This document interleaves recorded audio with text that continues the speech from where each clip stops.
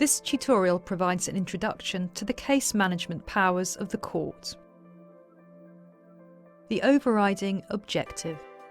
The court is required to give effect to the overriding objective, set out in CPR1, by actively managing cases by, for example, encouraging the parties to cooperate with each other in the conduct of the proceedings, encouraging the parties to use an alternative dispute resolution procedure if the court considers that appropriate and facilitating the use of such procedure, dealing with the case without the parties needing to attend at court, and giving directions to ensure that the trial of a case proceeds quickly and efficiently. The parties are subject to a duty to assist the court in furthering the overriding objective. In Denton and T.H. White Limited, and in the context of requests for extensions of time and relief from sanctions, the Court of Appeal highlighted the extent of the duty. Case management powers.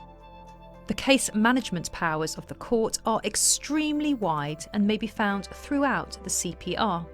Although too numerous to list, the court's case management powers include extending or shortening the time for compliance with any rule, practice direction or court order, holding a hearing and/or receiving evidence by telephone or by using any other method of direct oral communication, dismissing or giving judgment on a claim after a decision on a preliminary issue, and making any other step or making any other order for the purpose of managing the case and furthering the overriding objective.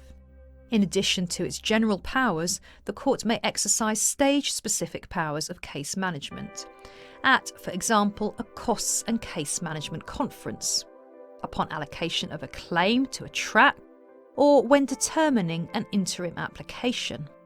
The list of powers in this rule is in addition to any powers given to the court by any other rule or practice direction, or by any other enactment or any powers it may otherwise have.